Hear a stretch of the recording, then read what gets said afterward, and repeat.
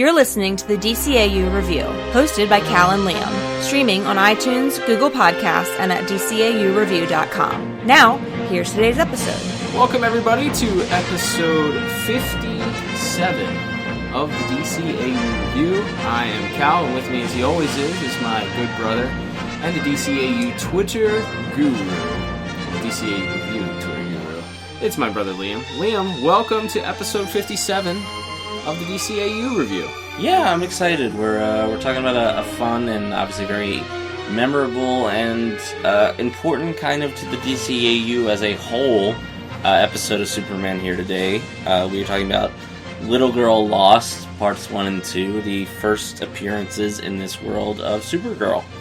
Yeah, and we talked about last week on the episode about how many episodes that Kids WB back in the day seemed to replay over and over and over again. Yeah. To the point where it was just monotonous.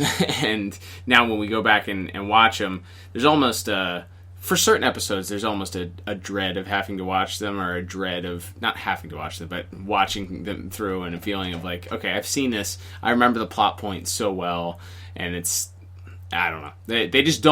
They're not as nostalgic to me as some of the Batman the Animated Series episodes. But this episode, I was super pleasantly surprised with. Yeah. It's not, I think it's one that maybe wasn't in heavy rotation because it was a two-parter. So that may have had something to do with it. But I also think that it's a really, really good story. It's a really good way of introducing the character of Supergirl to the DCAU. And there's a lot of good stuff in this episode. Yeah. Do you have a brief synopsis of this week's episode by chance? Dude, technically there's two of them, but I'll just do the synopsis for part 1 right now. And it reads as such. A teenage girl is the last survivor of a civilization that was destroyed when Krypton exploded. Superman brings her to Earth and learns she possesses superpowers much like Superman's. It's not completely accurate. He doesn't learn. They just kind of establish that she has them when she gets there. And then part 2 synopsis reads as such. Superman needs rescuing after being captured by Granny Goodness and female Furies. Okay, that is another precise, concise, to the point. Let's start by talking about the plot of the episode. The synopsis there kind of gives you an idea, but Superman apparently is out searching for life back where Krypton exploded. It opens with him floating through a field of kryptonite in his spaceship. It's very kind of haunting. It's like floating through a graveyard. Yeah. So it's almost immediately very depressing. He makes a comment how there's no sign of life anywhere, and he seems very disappointed about that. And then all of a sudden there's a distress signal from this neighboring planet. Of course, it turns out to be Argo, and he goes and discovers that there's one survivor in a cryogenic freezing chamber or something that was set up there, and it's this young teenage girl who's been frozen for at least, 30 years probably, right? So she's been in suspended animation, pun intended, for the last 30 years. So I know in the comics there's variations of Supergirl's origin. How do you feel about this choice to make her not a Kryptonian, not a clone, not from a different universe, not a multiverse resident, but she's Superman's? It's a person from a neighboring planet. Yeah, I remember if you listen to the director's commentary or some of the features they did about around this time, they mention repeatedly that DC Comics at the time had a kind of a mandate that Superman was the last son of Krypton, meaning they didn't want any Kryptonians around. General Zod was not being used in the comics at the time. Previously, this series had used like Jax-Ur and Mala, but some of the Phantom Zone characters. But for the most part, they really, really wanted Superman to be the only Kryptonian. It's one of the reasons I think they said they never did like a Krypto or something like that. So you can tell like they wanted to do mostly the classic like Superman's cousin Supergirl, but they had to tweak it because of that mandate from DC. But I don't think it hurts it necessarily, and you don't necessarily need that like direct genetic familial connection for them to be family and for them to still be able to interact in a unique way. As she's a teenager cooped up on a farm, and who has all these incredible powers, and who would understand that better than Superman, who went through the same thing in his childhood and teenage years. Right, so what follows is the main storyline is that Intergang is making its presence known again in Metropolis. We find out very quickly that it's a direct result of Granny Goodness, who has arrived from Apokolips. Yes. Who's played brilliantly by the amazing Ed Asner. We'll talk about that when we get to voice acting. Yeah. And it's a great story. It's not super complicated. Granny it's sort of a off the wall. There's a comet that's passing the Earth. The Fleischer comet. The Fleischer comet, which is a neat little Easter egg. Yes. I wonder why they named it that. So the Fleischer comet is passing, and you find out towards the end of part 2 that she's using a doomsday magnet to pull the comet to Earth in order to destroy it, thus destroying Earth, but not violating Darkseid's treaty with New Genesis. Yes, they make a point of explaining that, not in an overly exposition-y way, but Superman sort of confronts Darkseid about how you agreed to leave the Earth alone after the events of the Apocalypse Now two-parter, and Darkseid like, hey, it's not in my control if an asteroid just happens to hit the Earth and destroy it. Which is pretty diabolical. I like it. It's also shows you that he's willing to hold to his word because he doesn't want this war to break out between him and his neighboring planet. Yeah. But he's still so diabolical and evil that he wants to destroy Earth. And it sticks in his craw that Superman and the rest of the people at Earth, gave him the middle finger when he tried to go there and rule them. It bothers him. He says that what I cannot control, I destroy. Mm-hmm. And I think that's such a great Darkseid thing. Yeah. He's like, well, if I can't directly just invade you and destroy you myself, well, I'll just find a way to make a natural disaster occur and wipe out all the life on the planet that way. Yeah, that's pretty cool.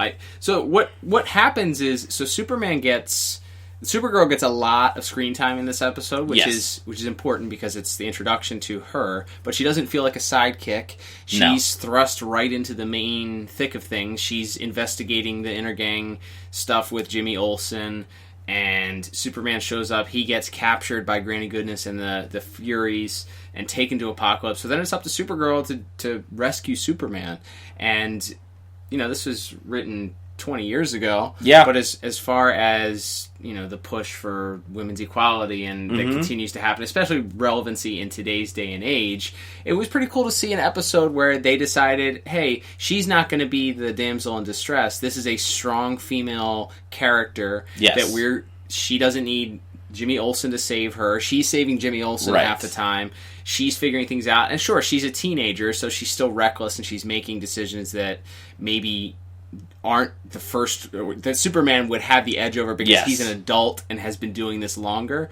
But it was cool, I think, to see her. She's the one that has to go to Apokolips and takes on parademons and Granny and her Furies again, and it's really, really cool. I think the way that they wrote this story and they made her such a pivotal character of the story was so done so well. Yeah, and I like the idea that she's a very proactive hero because she saw her own world sort of fall apart and she wasn't able to do anything to stop it. Whereas now, and we see that in the first conversation she has with Clark on the farm of, I have all these abilities, I can help people, and you're keeping me on the bench, basically. And so this is her chance, not in a way that, she wants glory or she wants adventure. She just so wants to help people, and she sees this opportunity with this Intergang story and to help Jimmy get his first big story and all that, and then yes, in the crossfire, Superman is captured, and then she's sort of thrust into having to really take the lead and really, it really does, as you said, become her story, and it's really well done, and like you said, it doesn't feel forced. It doesn't feel like we're trying to, like I said, it works. It works for the story they're telling, and it works for her character as this sort of proactive hero who really wants to get out there and help people, and with her motivation being that she wasn't able to save her people, so she wants to make sure she can whenever she can, that she can help the people of Earth. And I think that's a similar motivation to Superman himself, is that his backstory is that he learned of this great tragedy, and so he's always watching, he's always there to try to help, to try to prevent any sort of great catastrophe befalling the planet he lives on now. And I think seeing that reflected in this younger version is really well done. Yeah, and the very cool thing, I mentioned she clearly is somebody who's not been doing this for very long. She makes mistakes. She's headstrong. She's also a teenager. Yeah. But she gets almost instant redemption. She destroys the Doomsday Magnet. Superman gets pissed because he's like, I might have used it to reverse the polarity or whatever and send it back out into space. Now he has to go up and do it. But then as he's doing that, this piece breaks off and heads towards Metropolis, and ultimately she goes up and saves the city by sacrificing herself to it. And I remember the very first time that I watched this, I was confused because I thought they killed her. Like I thought it was like a self-sacrifice. They brought her into the DCAU and killed her in the same episode. But then you get a nice little bow at the end, and then of course she plays a pivotal role later on in seasons of Superman. Yeah, and then of course later in Justice League Unlimited, she plays a pretty pivotal role in some of those especially episodes. When she's starting getting into like the Cadmus stuff and the Galatea stuff. And that whole Cadmus arc is to a certain extent built around her and built around her and Superman and sort of the end of this series that we'll get to down the line. And then as we get into that storyline in Justice League, she becomes a really big part of that. So that's why I ended up giving plot a very strong 9 out of 10. Wow. I think the only thing that I felt was missing, they jumped right from Superman saving her to she's in Kansas and Smallville. Yeah. They didn't even do like an exposition type thing where they explain, how did she learn English? How did she learn, in the when they brought Supergirl kind of back into the main continuity of the DC Comics, there's the Michael Turner story that they did in Batman Superman that was later turned into Batman Superman movie that we'll cover sometime down the road.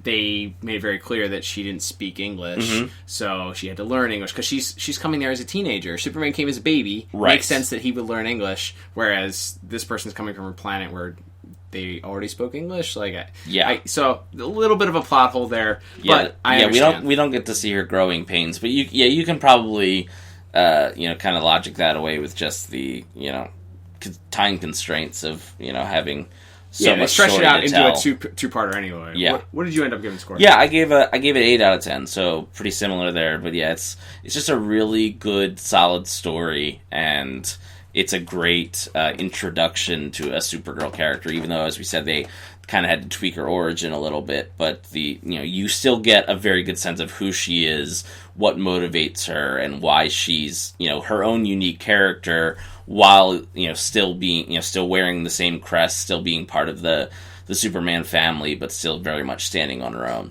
We also don't find out where she got her costume from. That's true. She just tears off her other clothes and she has that underneath. So I was waiting for like a throwaway line that like Ma made it for her in secret or something, but we don't get that.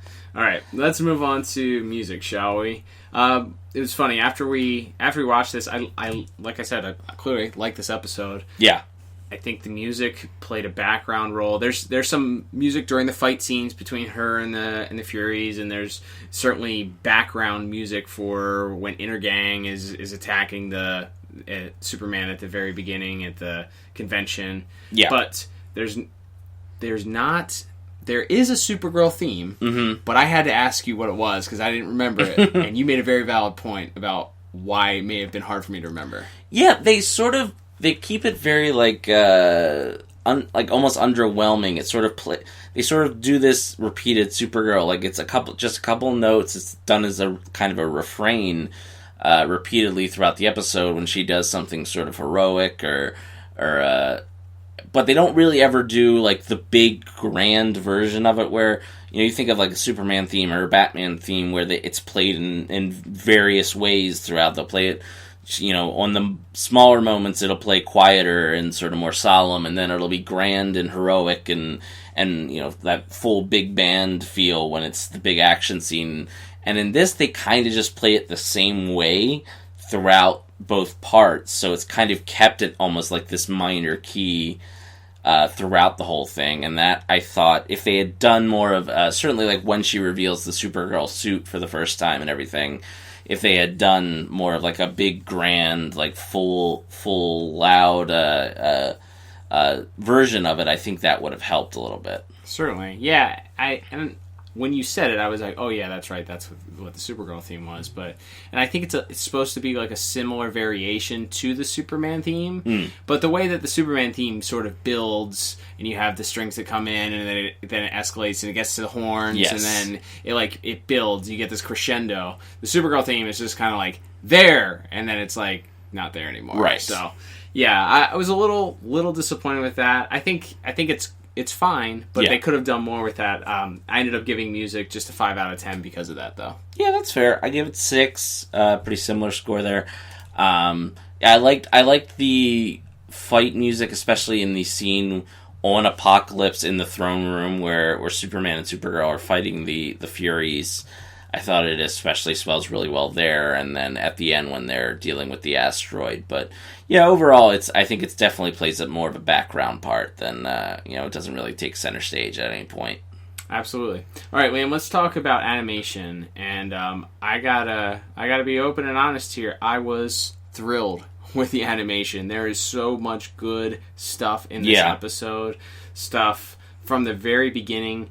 I think Superman going through space. There's some 3D panoramas of Superman's rocket ship that look pretty decent. He's flying over the planet. He's circling Argo initially, and there's not a lot of detail in Argo, but it's the way that he is sort of orbiting the planet is done really well. We were talking about this. Nowadays, they use that sort of like computer hybrid animation, like computer generated, because it's digital animation. So they'll do a 3D model, and you've probably seen it if you've watched Family Guy or any modern cartoon where they'll do like a panorama of the car, and you can tell it's not hand drawn animation, or it's not the typical 2D digital animation. It's designed to make it look like a 3D vehicle. But this is before that they were using that technique, and it's still done really, really well. There's a couple of great scenes. The very end, I think, Supergirl flying outside of the window of the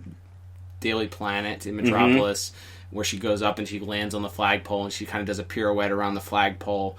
Really, really done well. Yes, absolutely. Aside from that, like I said, I think the fight scenes were all really well done. They did some very interesting visual things. The female Furies are really visually interesting characters anyway. I mean, most of the Jack Kirby stuff is, but I think they especially, because up to now we've mostly, other than Calabac, it's mostly just been parademons that we've seen from the sort of the Apocalypse side of the, just sort of the drone army.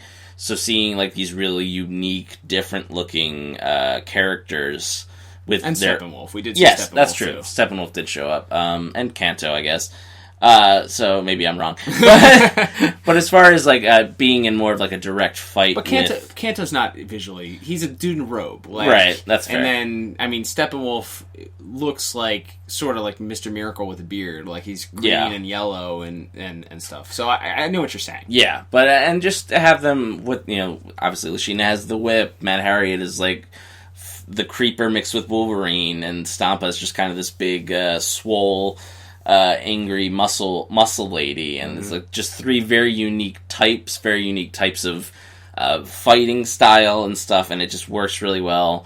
Even the translation of Granny Goodness from it's the classic Granny Goodness look, and it fits, but it still fits into the Timverse models. It looks, it's done really well. Yeah, definitely. And that to me was what really stood out. Was what do you think about the Supergirl costume? Because we were talking about this. This is the first introduction of this version of the Supergirl costume. Past versions, she had a very similar costume to Superman, all blue, or blue with a red skirt, where we see now in the Supergirl show. But this costume was actually eventually adapted into main continuity for a period of time. Yeah, I think it's very memorable, and I think it works for, like, a younger teenage Supergirl.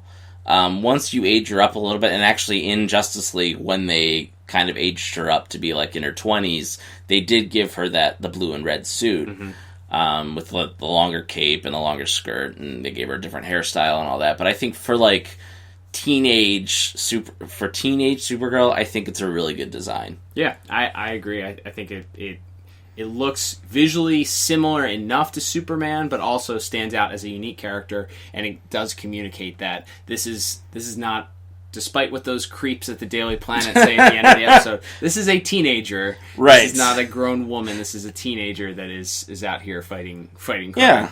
So I would agree. I think because of all of the great animation sequences, I think the fight in the throne room between Supergirl and the Furies, and having Darkseid there and Granny Goodness and all of that happening at the same time, that could have been a real mess. But there's some great perspective shots. One where she picks up like this pillar and she's whacking Stopper on the head. And you just kind of see it from over the shoulder there, and it just keeps pounding, like she keeps pounding her in the head with it, and then she just turns, and you get a 360 shot of her swinging this pillar at her, and she goes flying out of the building. Really great stuff. There's one with her fighting Lashina as well, where they just kind of keep doing this 360 shot, and they're fighting, and one of them will knock the other out of frame for a second, and then they'll jump back in, and just some really cool tricks and really well done. The director of this episode was Kurt Gaeta for both parts, so just an excellent job. It was obviously storyboarded and animated very well. So, one of I think the strongest Superman episodes when it comes to visuals and animation we've watched to date, at least. Yep. So I ended up giving it a 10 out of 10. All right. Perfect score. What about you? Yeah, I gave it 9 out of 10. I mean, I can nitpick a little bit. I think there's a few weird, like, sort of perspective things where people sort of changed in size as they're walking out of doors and stuff on Apocalypse. But, I mean, that's mostly minor stuff, but obviously it's an excellent episode, as you mentioned, the sequence at the end where she's flying around Metropolis and everything. It's so well done, and they really do a very good job of making it feel so alive and kind of giving you a little bit of that like, childlike wonderment that you don't necessarily get with an adult Superman. Like, it's really cool. It's probably really cool to fly. Like, it's really cool to fly through the city of Metropolis and be a superhero. And there's just that youthful energy there that I think is there.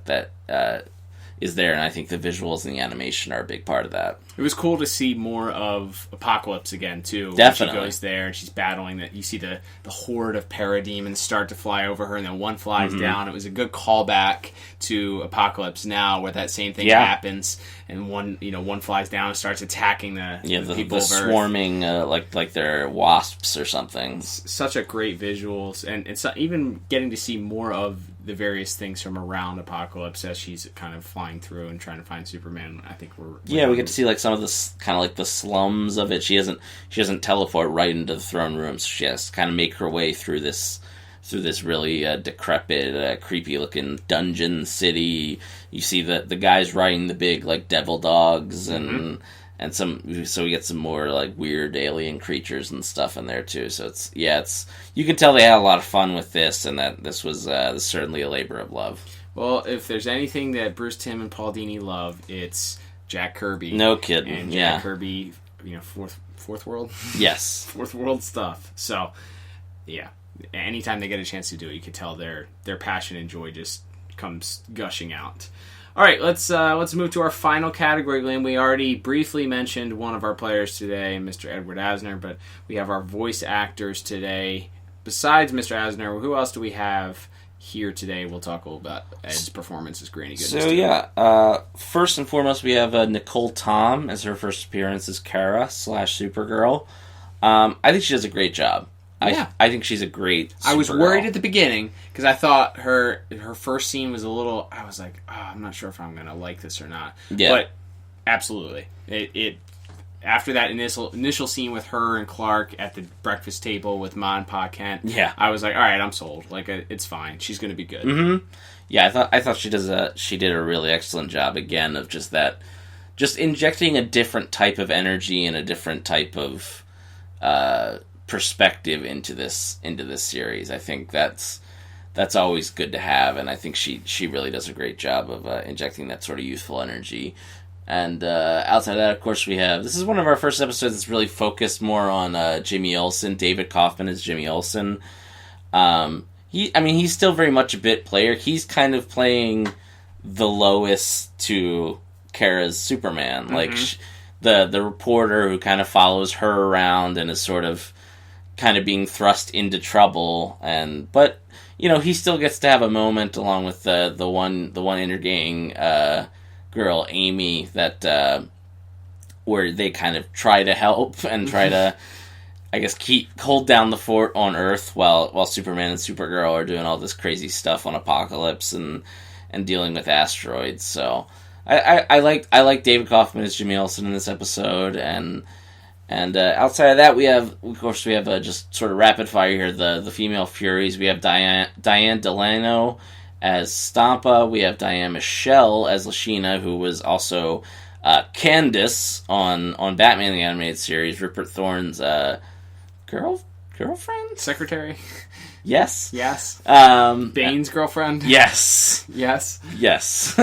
and Andrea Martin as Mad Harriet. So, and of course, I do also have to throw out the other intergang kid who gets a lot of FaceTime in part 1, who they just call Trouble, was voiced by one Scott Menville, who would go on to play Robin on Teen Titans, and perhaps more importantly, Teen Titans Go. Yes. Years later, and one of my favorite voice actors, and I think he's a great Robin, whether he's doing the more serious version or the super comedy version. Agreed. Absolutely. It was funny. You call it the second you heard him, you were like, I think that's Robin from Teen Titans. And it was like 2 seconds later, it was like, yeah, that's definitely Robin from Teen Titans.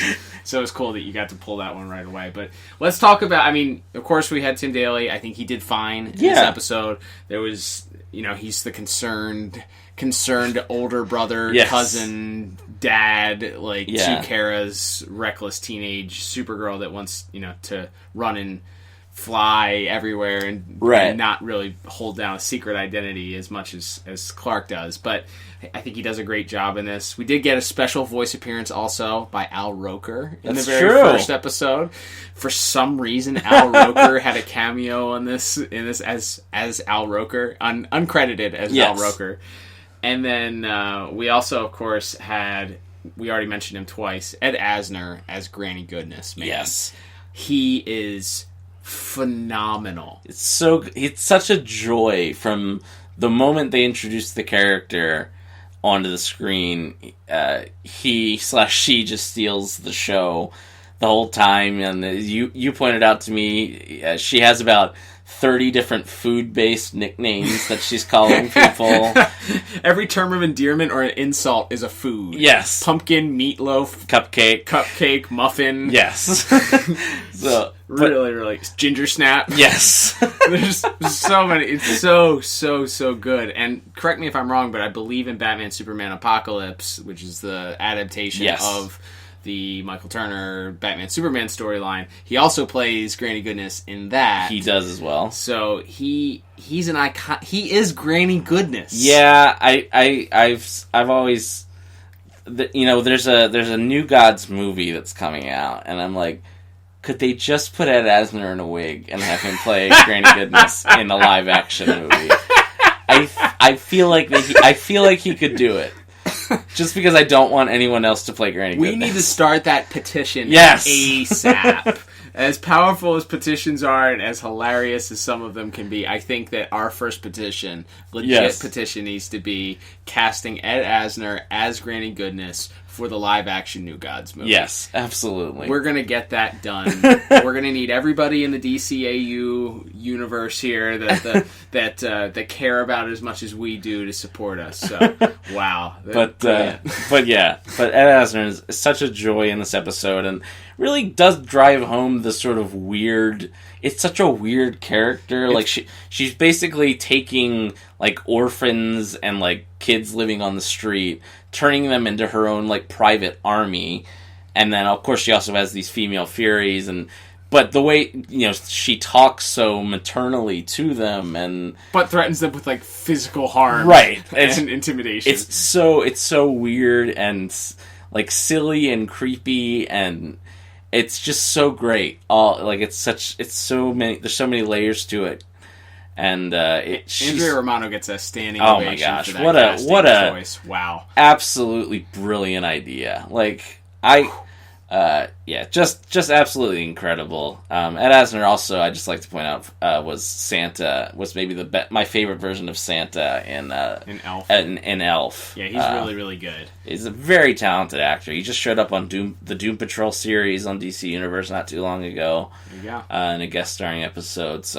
So maybe hope is still alive to get him his granny goodness. Let's do this. We're going to do that. All right, but we can't speak enough about it. I don't think it's a secret. Ed Asner, really good. And the cool thing is it's a recurring character. He comes back. Yeah. At least 2 more times, I believe. Yeah. Well, he's around for at least one more episode of Superman, and then of course shows up a couple times in Justice League Unlimited as well. So it's cool that character carries over, and again, it's such a great character, and there's so many layers to it, and it's just always such a joy to see that character and to hear his voice. Absolutely. And of course, we had a brief appearance by Michael Ironside as Darkseid, the GOAT. Absolutely, he's so very good. I love his final line where he tells the Furies to teach Granny a lesson about failure. Yes. It's so cold and heartless. Mm-hmm. Oh, so good. Absolutely. My score for voice acting was also a perfect 10 out of 10. I don't know how you couldn't give this a 10 out of 10 based on the acting. Well, speaking of which, my score was 10 out of 10. Good. I was going to pull it. If you gave it a 9, the disagreement alarm was coming out. I don't care if it's our normal is 3.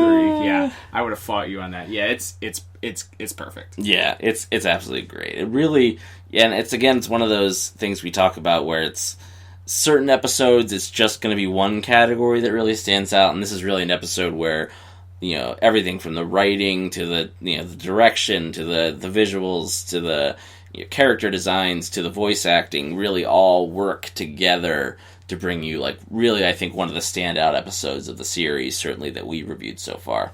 Absolutely. So I guess that brings us to our final... Oh, it sounds like What's we that? have a bonus point, Liam, and that would be mine. I have a bonus point here. I'm adding an extra point. I gave animation a perfect 10 out of 10, but I'm giving for a specific sequence.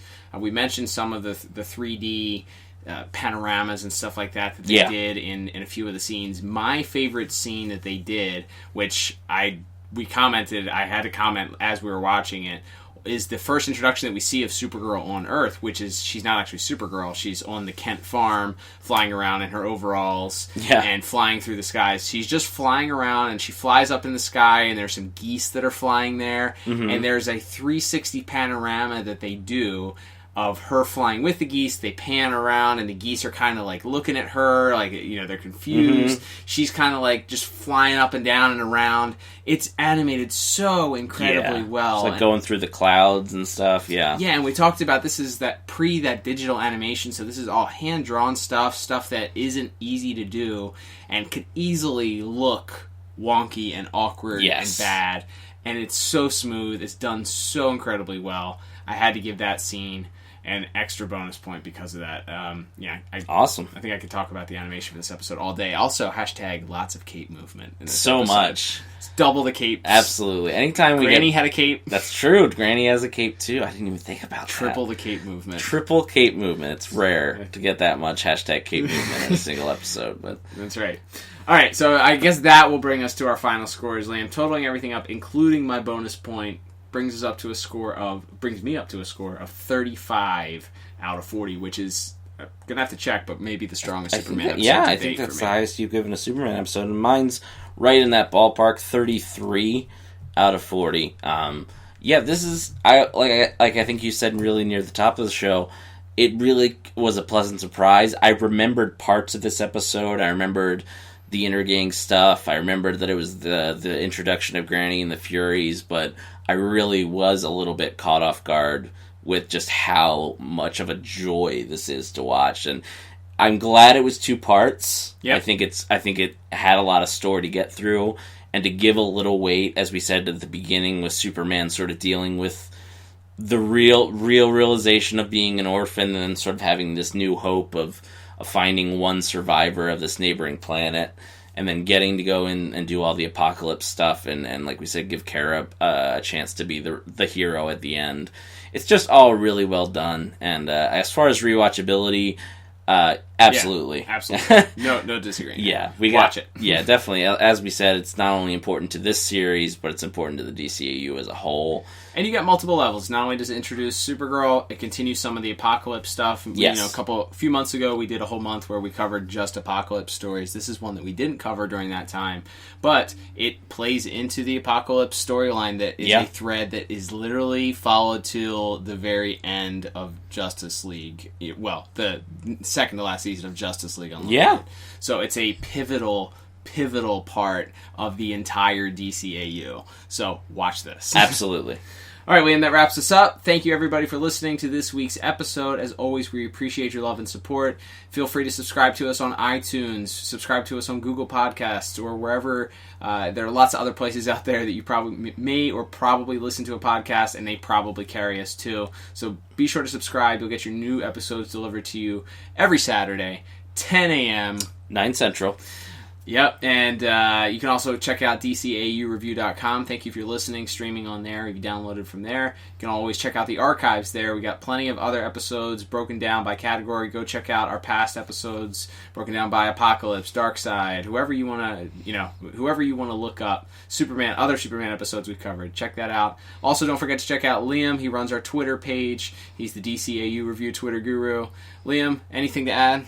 Yeah, just go ahead and give us a follow at DCAU Review. We're closing in on 300 followers. Crazy. Yeah, it's pretty exciting. It took us a while to get to 250, and then we've kind of shot up from there, and it's been really cool. That snowball effect. Yeah. People start seeing, oh, wait, this account has 300 people. Maybe I should follow them. Yeah, and, great content, too. So hey, that helps, too. That helps, too. But, exactly. I'll always love tweeting about this, so definitely give us your feedback on this episode, how you feel about the introduction of Supergirl into the series, her role in the DCU as a whole. I know there were people who were disappointed she didn't show up in Justice League vs. the Fatal Five because of the Legion connection. But, so I'd love to hear more about what you think of Supergirl and how this version compares to, say, the TV series or some of the other versions in the comics. So also, hashtag Ed Asner for Granny. Yes. We're going to start. We're going to be tweeting out that petition any day now. So stay tuned at DCAU Review. That's right. All right. Well, I'm Cal. And I'm Liam. And we will talk to you on the very next episode of the DCAU. Goodbye. Goodbye. Goodbye. Goodbye. Goodbye.